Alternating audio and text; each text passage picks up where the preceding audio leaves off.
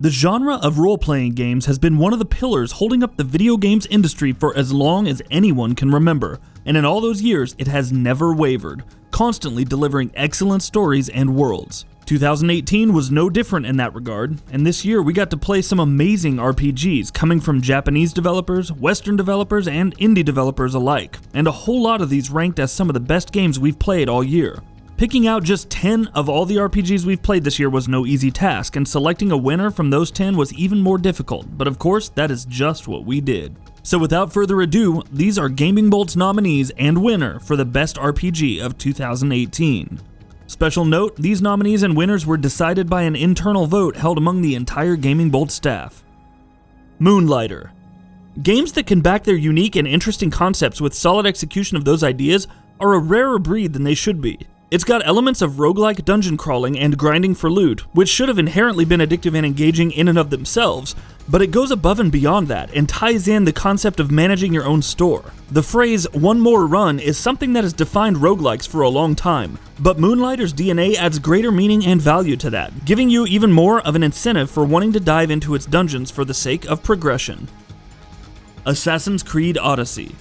When Assassin's Creed went to ancient Egypt in 2017, it started veering into RPG territory, and upon its visit to ancient Greece this year, it went all in on that front. With dialogue choices, multiple endings, romance options, skill trees, and a deep loot system, Assassin's Creed Odyssey boldly declares itself as a full-fledged RPG and executes its vision with great aplomb. The choices you make as a player define the story of Alexios or Cassandra in interesting ways, while the amount of control the game affords over your progression makes sure that you are always invested. And Assassin's Creed Odyssey does it all while still feeling very much like an Assassin's Creed title. Ubisoft took a risk with this new approach for the series, one that could have alienated its fans, but it's fair to say that in the end, it is a risk that paid off spectacularly.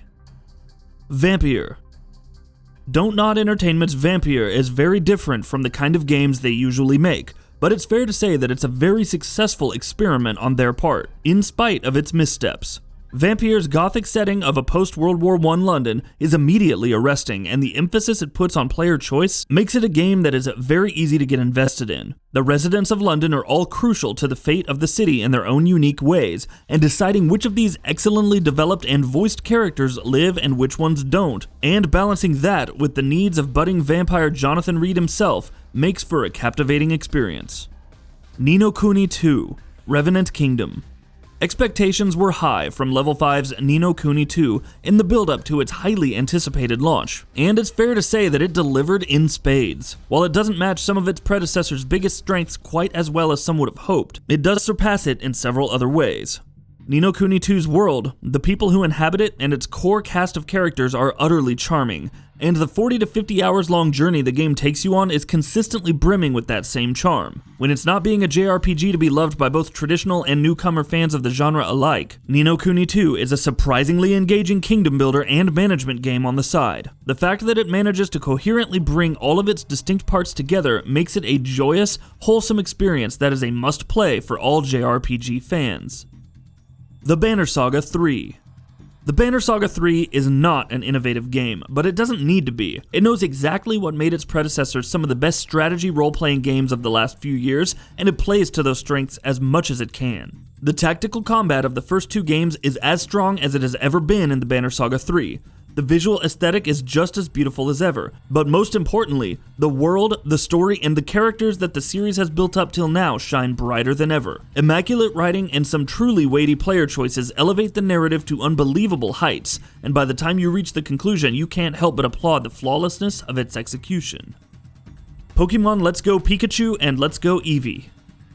There was no shortage of cynicism surrounding Pokemon Let's Go Pikachu and Eevee in the build-up to its launch, and on paper, it all seemed justified. But we're glad that Game Freak proved us completely wrong. Let's Go is a breezy, delightful trek through the origins of the series. It brings Kanto to life with charming HD visuals and rides the nostalgia wave hard. But even when viewed on its own merits, its qualities are undeniable. Just as an example, the absence of random encounters and being able to see wild Pokemon in the overworld are huge plus points that make the entire experience infinitely better. With Generation 8 coming out on the Switch next year, Let's Go is an exciting sneak peek at what the future of Pokemon on consoles holds for fans of the series.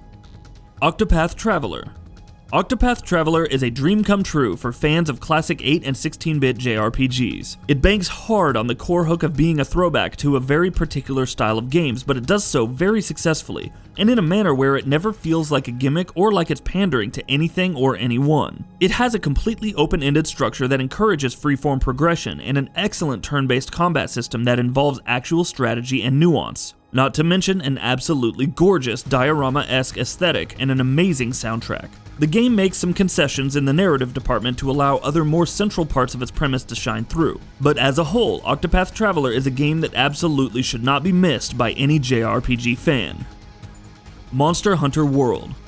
Anytime a series tries to appeal to new audiences through greater accessibility, no matter how many promises it makes about not wanting to alienate existing fans, there is always a healthy amount of skepticism surrounding it. This is Monster Hunter through and through, but it's smarter, slicker, better, and more beautiful than ever before. The ridiculously addictive loop of grinding for better gear is still at the core of the experience, but supporting mechanics are executed with the kind of polish and smart design that, until now, had been missing in Monster Hunter games. With hundreds of hours of gameplay wrapped up in a fantastic overall package, Monster Hunter World is undoubtedly one of the best RPGs of this year.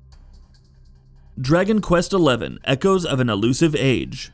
Dragon Quest returned to limelight in 2018 after a long absence, but Echoes of an Elusive Age was well worth the wait.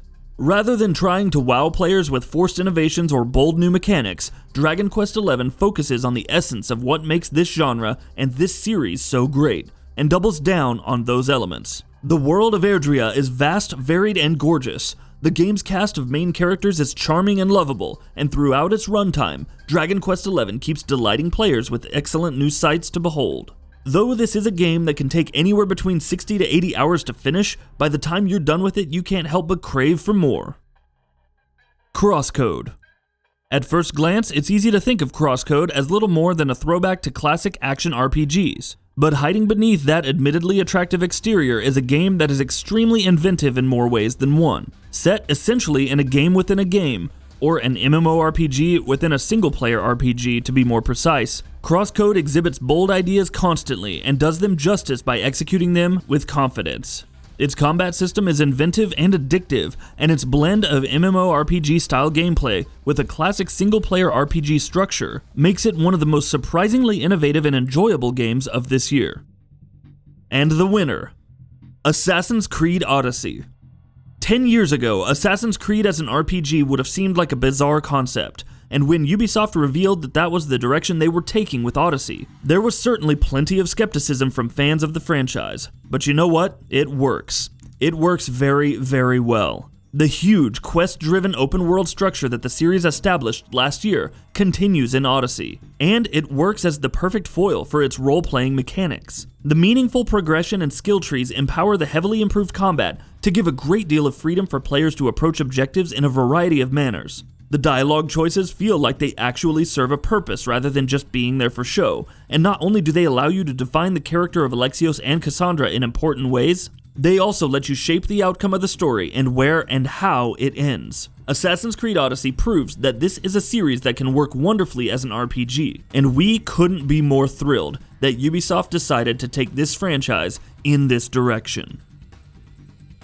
And that wraps it up. If you like what we're doing, please consider subscribing to our channel. We upload new videos daily. Also, don't forget to switch on the bell notification icon, that way you don't miss out on any of our videos.